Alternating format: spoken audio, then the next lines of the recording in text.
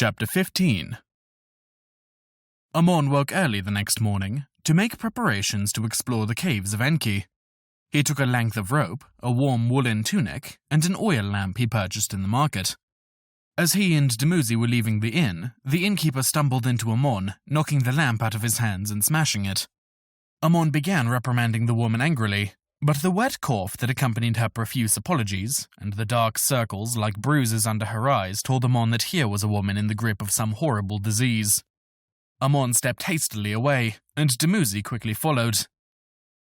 "We should find another place to stay tonight," Amon told Dumuzi. "Staying in a house of disease brings ill fortune."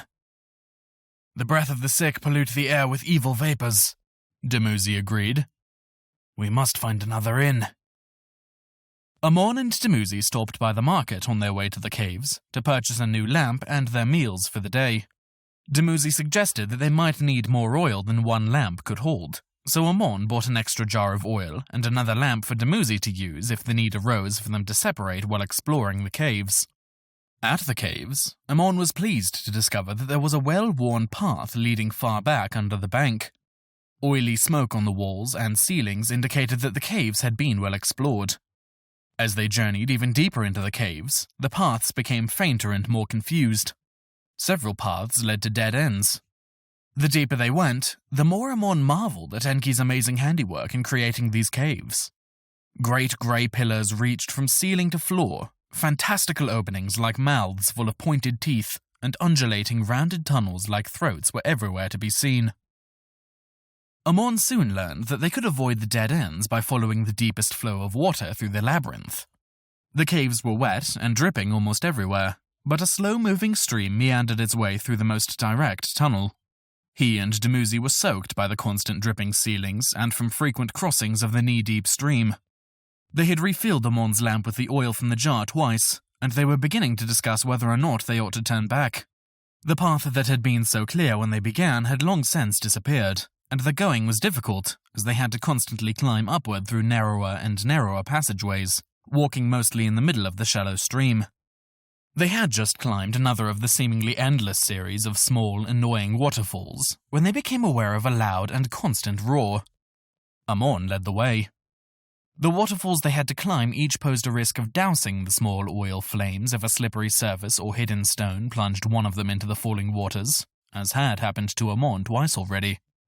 Fortunately, when the way became difficult, they had lit Dumuzi's lamp as well. They made their way forward to the sound of falling water, and were both bedazzled by the sight which met their eyes. A cascade of water fell nearly 20 feet or more from a nearly sheer rock face. The falling water filled the air with tiny droplets, and the light from their lamps created soft, haloed rainbows. The rock here was not the drab grey of the caves up to this point, but a cloudy, clear, crystalline stone with flecks and veins of silver. The rainbow light reflected off the stone, so that the entire cave was filled with a riot of shimmering colour. "This must have been Enki's gift to Inanna," Amon said softly. "This cave is the present from one god to another." In the multi-hued light of the cave, Amon felt the lingering doubts that had assaulted him since his expulsion from the palace evaporating. He had gone so far as to doubt the very existence of Enki and Inanna, but if ever proof existed, this was it. No place such as this could have come without the direct action of a god. "This cave is a holy place," Dumuzi agreed. "If the stories are true, then I can think of no place more likely to be beneath the temple of Inanna than this," Amon said. "Do you think that the waterfall can be scaled?" Dumuzi frowned. "It looks risky. The stones will be wet and slippery, and I can't see any firm hand or toe holds." He looked like he wanted to say something more, but was holding back. "Was there something else?" Amon asked. Dumuzi appeared uncomfortable. "If you're going to attempt it, you should say a prayer to both Enki and Inanna before you try. It would be better if we had incense, but since we have none, perhaps the gods will listen anyway." "Good idea," Amon said. "We are more likely to remain safe in this holy place if the gods don't object to our presence." Amon said a brief prayer to the two gods, asking their aid in carrying out his plan. Then he looped the rope over his shoulder and began climbing. He well remembered that climbing down the face of the Hall of Women was much more difficult than climbing up, and it looked as if this waterfall would prove much more difficult yet. He would likely need to use the rope to get back down. The climb up proved very difficult. He slipped and scraped his leg painfully on his first try. On his second try, he got 5 feet or so above the ground, then lost his footing and fell. He may have hurt himself badly if Dumuzi hadn't been there to catch him and keep him from tumbling down the steep incline. Amon almost gave up then, but he hated the thought of coming this far only to give up. Though there were better handholds near the edge of the falling water, the slightly drier rocks and the occasional opposing angles of the rock face further to the side made the going easier. He was able to wedge himself between rocks in 2 different places to rest and flex his fingers. Crossing over from the side of the waterfall was the hardest part, and at one point he lost his grip and dangled from his right hand, his fingers starting to slip from the strain of holding his entire weight before he found a toehold and was able to catch himself again. The top of the rock face was in shadow, with the lamps both down below. Amon inched himself a bit at a time over the lip of stone down which the waterfall cascaded. His body blocked much of the flow of water, and the pressure nearly tumbled him over the edge before he was able to swing his body parallel to the flow. With one last great push, Amon rolled over the lip and suddenly found himself falling in deep water. His fingers scrabbled on the rocks of the lip, and he pulled himself up, and after he blinked his eyes a few times in the bright daylight, he saw that he was in the center of the pool of Inanna, the large statue of the goddess looming above him. From this vantage point, he could see that the pool was in the form of a great cup, with an up-thrusting finger of rock in the center.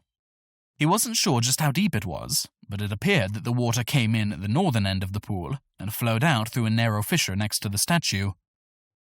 Amon soon became aware that anyone who happened to look this way might begin to wonder what someone was doing swimming around in the pool of Inanna. Working quickly, he took the rope from his shoulder and tied it around the foot of the statue of Inanna. He rubbed the black mud from the small island on the rope to hide it from casual observation. Then he held tightly to the rope as he tried to lower himself back down through the cascading water without losing control and falling. Amon's whole body fell over the ledge, and he found himself dangling in space, twisting on the rope with his legs vainly kicking out, seeking for the rock face. Dumuzi noticed Amon's difficulty and grabbed the rope, pulling it tight, and with the greater stability imparted by Dumuzi, he lowered himself slowly hand over hand, until he was below the initial cataract of water, where he could finally rest his feet against the wall of rock.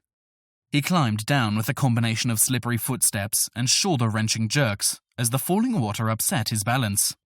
Amon heaved a huge breath at last when his feet were on solid ground. He looked back up at the waterfall, and was surprised at how small it was. Both when he climbed up and when he came down, it had required nearly all of his strength, but he could see that the waterfall was scarcely taller than the wall around the temple complex.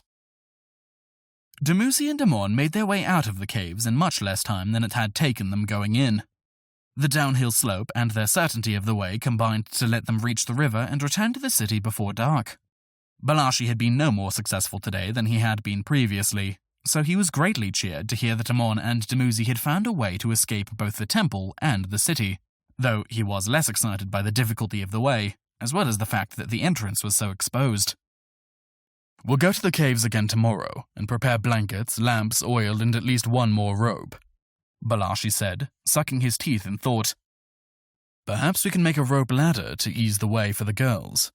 It would only take a twisted ankle or cut in a thigh to slow our entire group down enough for us to be caught." Amon agreed. "The water flowing through the entrance to the cave makes the way very difficult."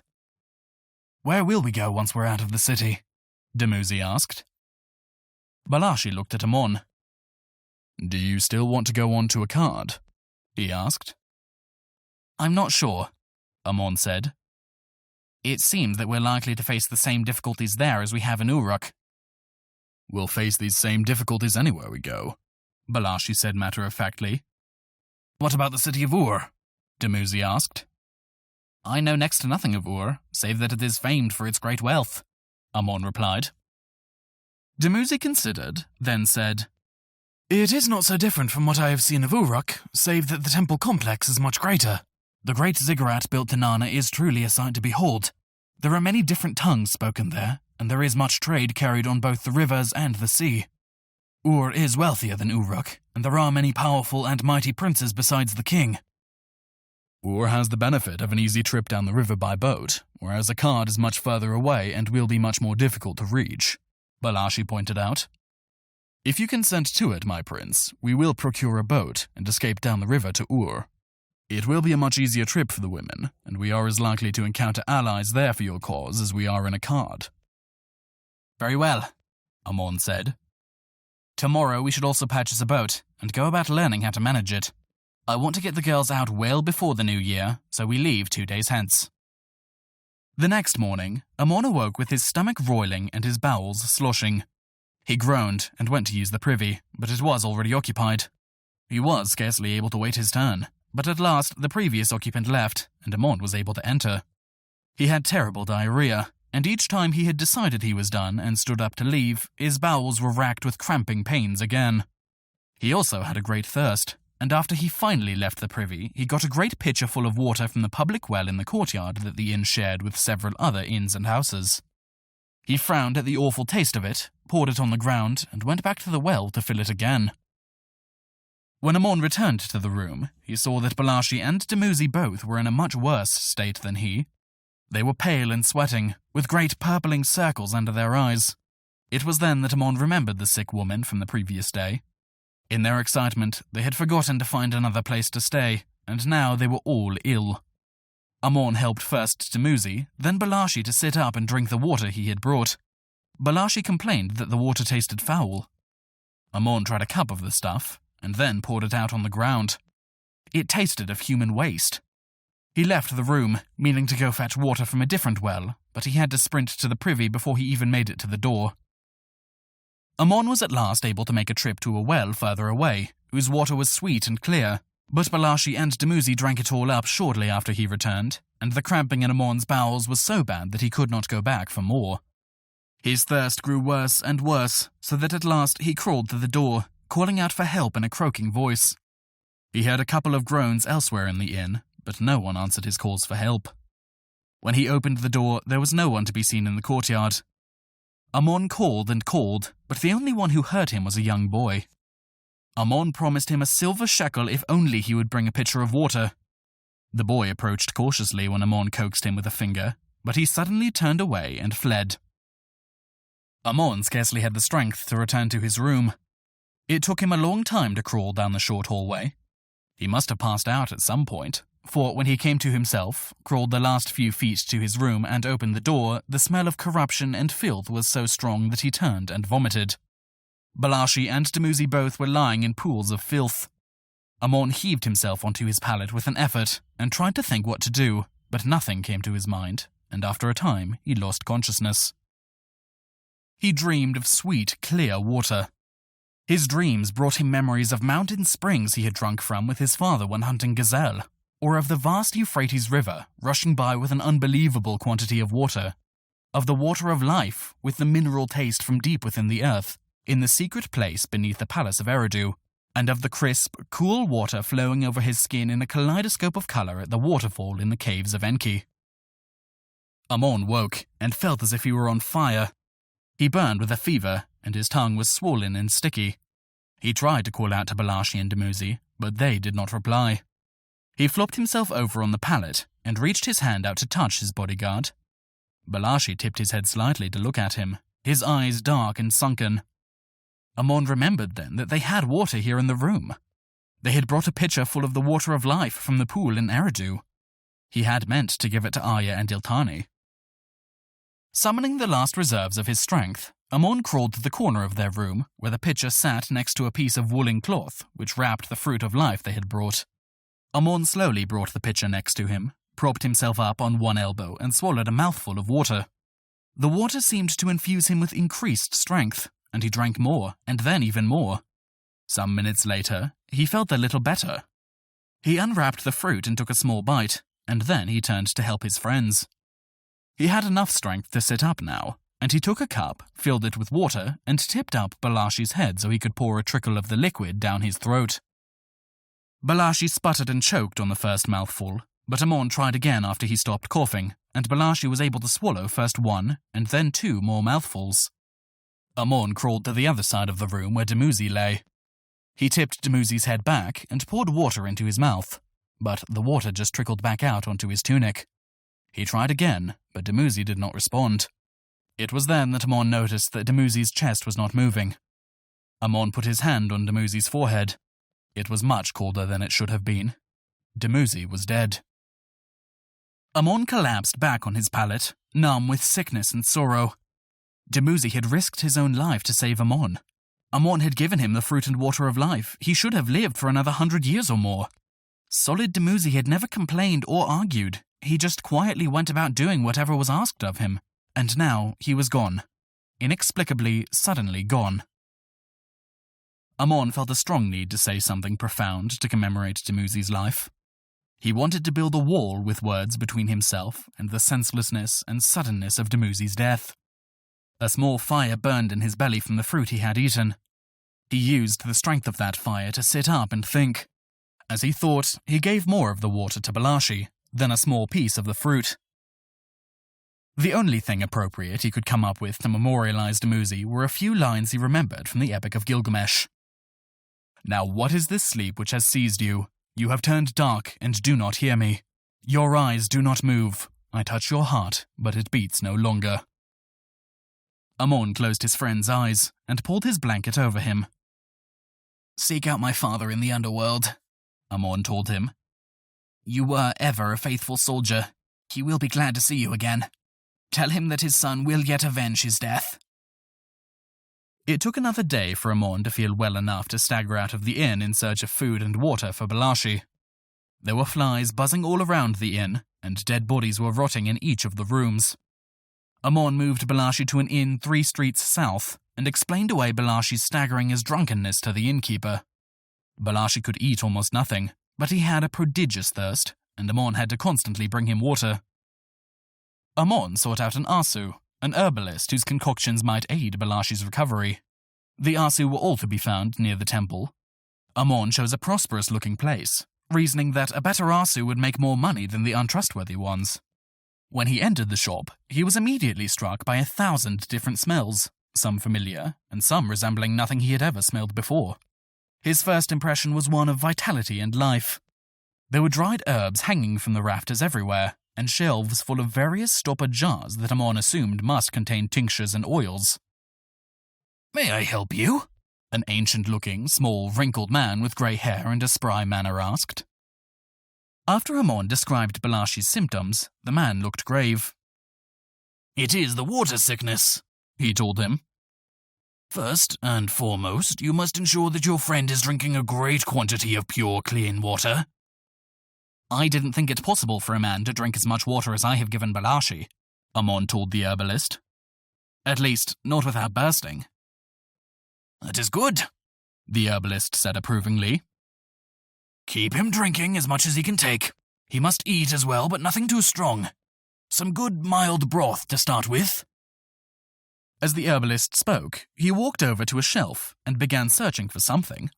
He finally said, "Aha!" and grabbed a stoppered clay pot. "Put 6 drops of this into each cup of water that you give your friend," he told Amon. "What is it?" Amon asked. "The distilled essence of lemongrass, a most efficacious plant for the treatment of the water sickness," the old man replied, as he poured a small quantity of a yellowish oil into a small clay jar. He handed it to Amon. "Smell it," he suggested. Amon held the jar beneath his nose and inhaled. The tincture had a clean, fruity smell that made Amon feel more energetic somehow as it filled his senses. "You may taste it if you like," the old man said. Amon poured a single drop onto his tongue. Rather than the bitter, vile taste of medicine he was expecting, there was an oily, fruity flavor that reminded him vaguely of pomegranates. 6 drops of this in each cup of water, eh? Amon asked. "Exactly," the herbalist confirmed. "For the next 10 days or so. Come and see me if he isn't significantly better after 3 days, but with this treatment he should show some improvement by tomorrow." Amon paid the herbalist a surprisingly reasonable fee and returned to the inn. Balashi was not looking well at all. He was pale and his eyes were sunken. Amon put 6 drops of the medicine into a cup of water and had Balashi drink it. A short time later, his friend rolled over and slept heavily. After 3 days of the lemongrass treatment, together with plenty of mild broth and good brown bread, Balashi was substantially improved, though still weak. Unfortunately, they had run out of time for his recovery.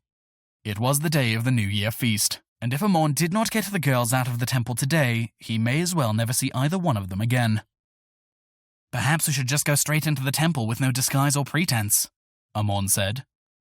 "It must be chaos there, with the contingents from the households of the kings of both Eridu and Uruk all there. There is also the celebration of the New Year, which will bring thousands of people to the temple. The place will be full of strangers, and we will not be noticed." Balashi nodded his head. "The confusion there will work in our favor, but we should prepare ourselves as best we can. Take the pieces of your disguise with you just in case. Let me rest a little longer, and we'll go." Amon was loath to let the time slip by, but he didn't think he could do what needed to be done without Balashi. He decided to make what preparations he could for their escape tonight, so he walked out to the river to see if he could at least buy a boat to be left near the caves of Enki. The small fishing village upriver from the docks was nearly empty, but Amon at last found an old man willing to rob him of a silver shekel in exchange for a leaky rowboat. Amon rowed the boat downriver to the caves, and then pulled it as deeply into the first cave as he easily could manage.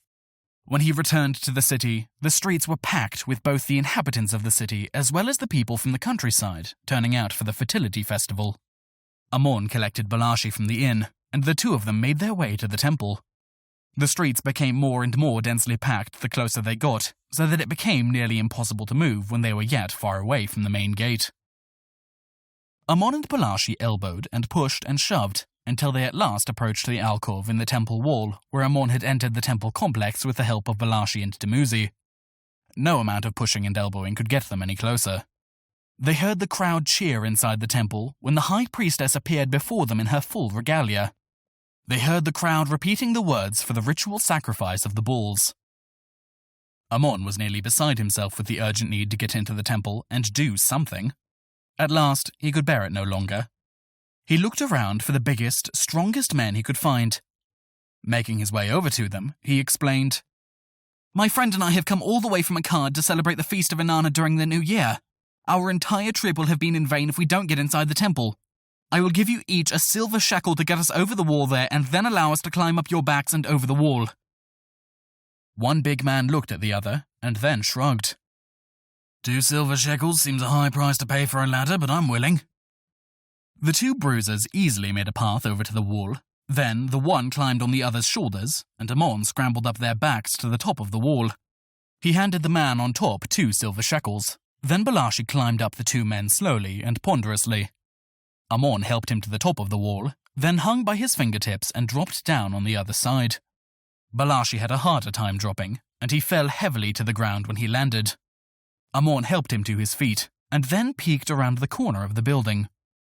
He saw at once that, while the courtyard was completely filled with people watching the sacrifice, the palace guards and soldiers of both Uruk and Eridu held them back from the buildings that made up the rest of the temple complex.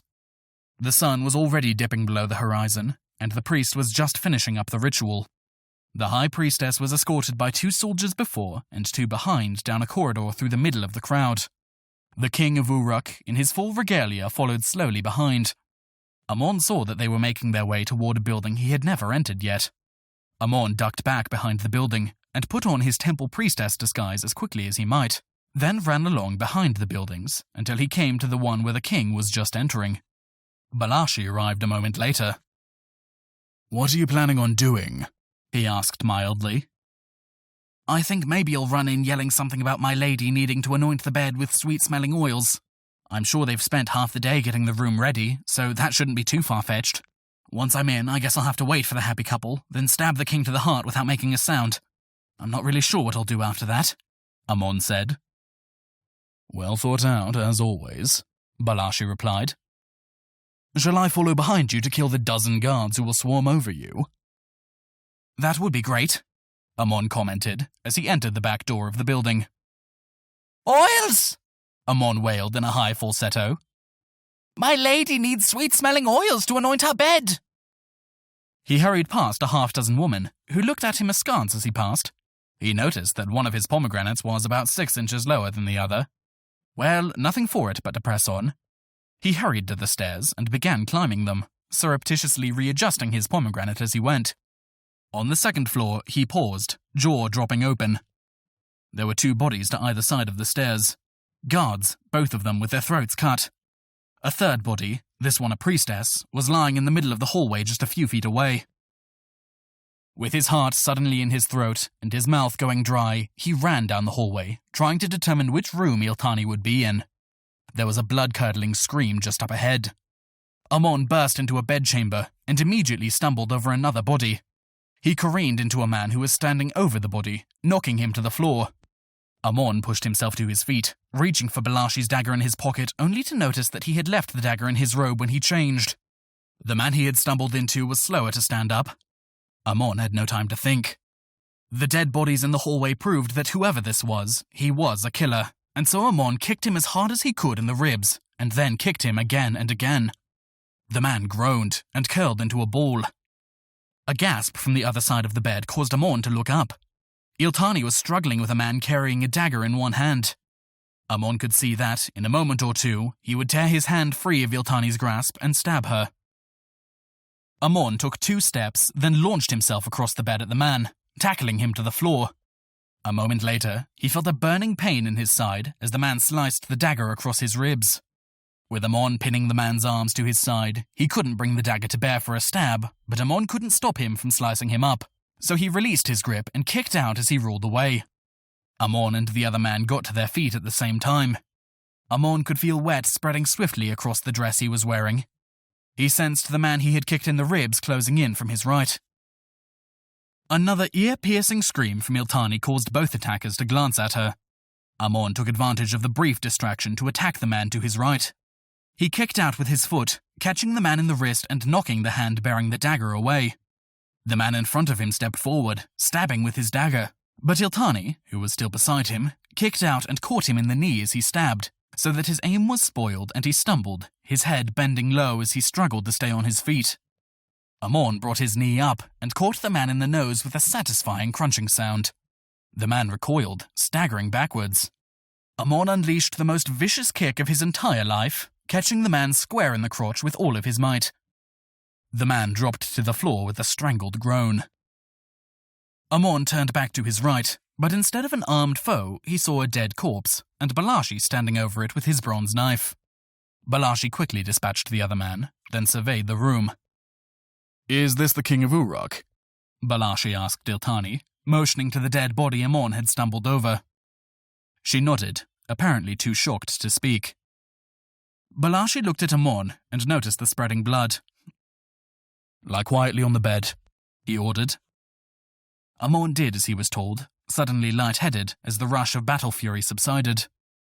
Balashi tore back the dress and inspected the wound, then tore off strips from the dress and bound it up. "It isn't too serious, if we can keep you from losing too much blood," Balashi diagnosed. He went to the windows and opened the shutter slightly. Amon suddenly became aware of the clash of arms and screaming. "Whoever this is, they're trying the same thing that was done in Eridu, only they're even bolder," Balashi said. "There's pandemonium in the temple grounds. I can see men dressed in the colors of several different houses, including some of my former comrades. They're killing the king of Uruk's men and driving commoners from the temple. Temple guards appear to be fighting on both sides." Amon was impressed at Balashi's ability to diagnose all of that from a few seconds of scanning the battle. "Where's Aya?" Amon asked Iltani, lifting his head from the pillow to look at her. She took a deep, shuddering breath, clearly trying to regain her normal self-possession. She bent to the floor and picked up her staff, symbol of the office of High Priestess, and brandished it like a weapon. "She will be in the Hall of the Stars," Iltani replied. "Her wedding ceremony took place just before the sacrifice, but she was to be imprisoned until her lord finished the feast." "I think the feast is cancelled," Amon said. "Let's get over there before Lipatenki's men take control of the entire temple complex." Balashi tossed Amon his robe, which he had left near the wall where he had changed. Amon quickly put it on, and pulled off what was left of his tattered disguise, pausing to rip open one of the pomegranates. He made a face. It was squishy and overripe. The three of them hurried down the stairs and out the back door, then skirted around behind the buildings. They proceeded as quickly as Amon's hurt ribs would allow, for if he ran and began breathing too deeply, his ribs burned and pained him terribly. Iltani slipped a hand in his and helped to support him. She stopped and pointed to the next building over. "This is the Hall of Stars," she said. "Arya will be in the large room at the back of the building on the main floor. There are no windows in that room, so we will need to enter by one of the side doors and go in through the hall. If this is where Lipitanki is supposed to be later tonight, it will be heavily guarded," Amon said worriedly. "I don't think so," Balashi replied. "He'll want as much of his strength as possible out here, quickly quelling resistance from the king's men and dispersing the commoners. His allies will need to attack the centers of power of the other great houses soon, before they can organize resistance." "Let's go then," Amon said. He hurried in a shambling half-run to the side door Iltani had indicated. He opened it slowly and peeked in. As Balashi had guessed, there were not a lot of people present. 3 men and Akala sat in chairs chatting among themselves. There was a pair of guards leaning on their spears. One of the seated men was Lipitanki. Amon shut the door and told Balashi and Iltani what he saw. "Can you climb outside the building to the second floor and get inside that way?" Iltani asked. "There are 3 flights of stairs inside. The one near the back ends very close to Arya's room." Amon looked at the building and saw that it had the same decorative facing as the Hall of Women. Experimentally, he went to the corner and tried to climb. His sliced ribs erupted in pain. "Maybe I can just sneak in," Amon said. "Are the stairwells near the door on this end?" "You can see that the wings of the building have only a single floor for about 30 feet. Then the main section of the building has 3 stories. The stairwells are at both ends and the back of the main building," Iltani explained. Amon began pacing back and forth. "Maybe if we just rush them," Amon suggested. "There are only 2 guards. If we take them unprepared—" "Calm down and think," Balashi said. "Doing something rash will only end in death for all of us. Those are 2 trained fighters in there, plus others whose skills we know nothing about. Against that, you would put an injured boy, a convalescing and weakened warrior, and a high priestess. If we still had Dumuzi with us, we might be able to reasonably take 2 guards, but as it is, we must come up with something other than a direct assault." Amon leaned against the building and tried to think. The burning in his ribs made concentration difficult. The battle sounds from the courtyard were growing fainter. It sounded as if, very soon, Lipitanki's forces would completely control the temple grounds. The loud lowing of a terrified cow in the pen near the altar gave Amon an idea.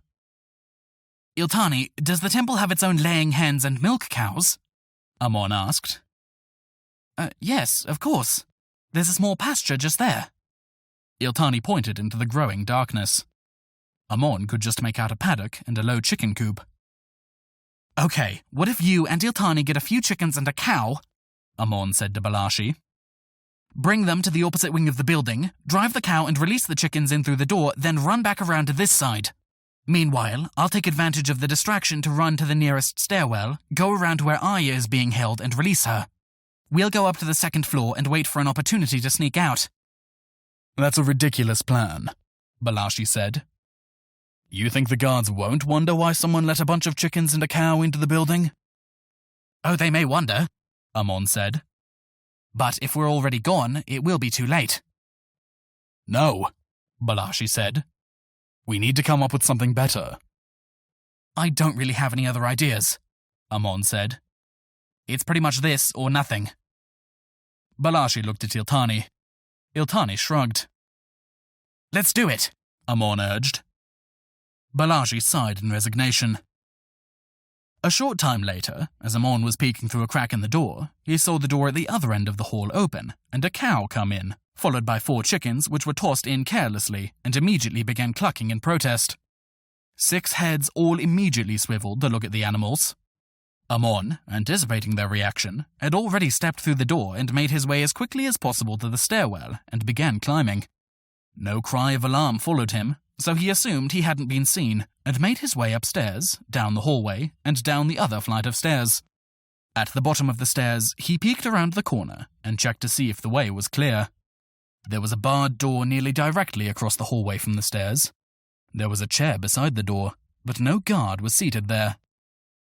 Amon darted across the hall, unbarred the door and slipped inside the room. The room was lit by several lamps. A large bed dominated the room, but Amon could not see Aya anywhere. "Aya!" he hissed. "Are you in here? Aya!" Aya stepped out from behind a corner, a burning lamp in her hand. "What were you going to do with that?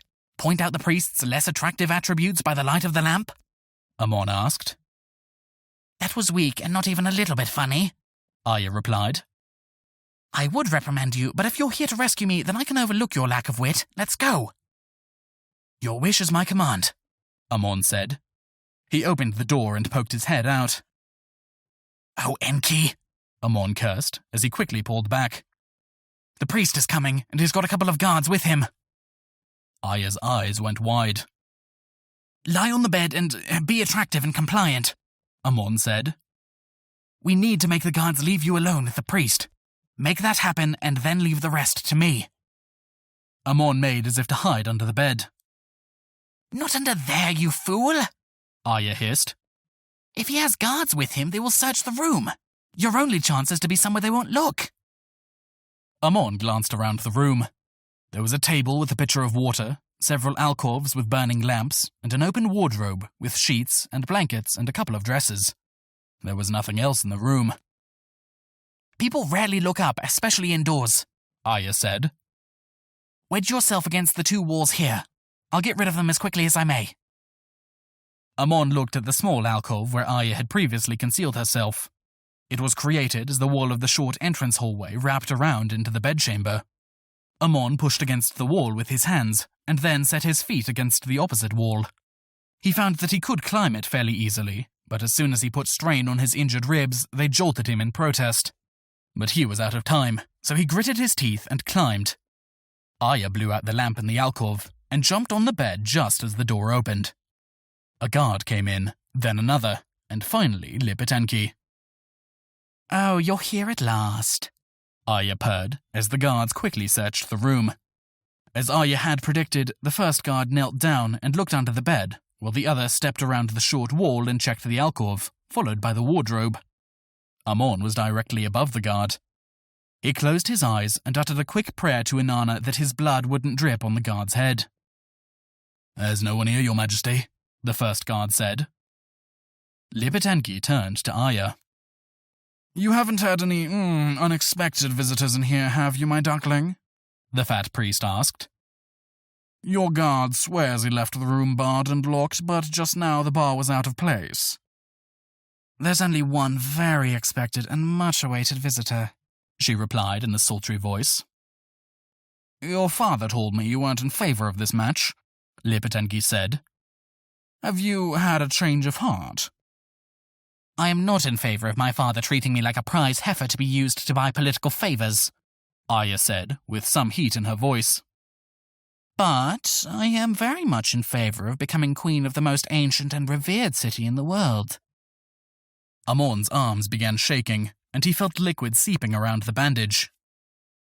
"You won't object if my guards remain in the bedchamber as we consummate our marriage?" Lipitanki asked. "Oh, let them watch," Aya said, pulling the neck of her dress down to reveal a white shoulder. "I suspect they may see a thing or two that they will long remember. Now, come over here and let's see if you have as much luscious flesh as I suspect." Aya pulled her arm out of the sleeve of her dress and began pulling the dress over her head. Lipitanki hesitated and then looked at his two guards. Both of them stood with hungry, unblinking gazes, their eyes fixed on the disrobing Aya. "Leave us," Lipitanki barked. The guards filed out of the room.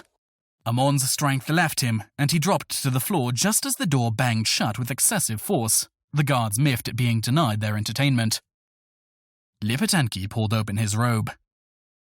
"Come over here, my lord," Aya purred, kneeling on the bed and stretching out an arm toward him, ensuring that his attention did not stray to the alcove.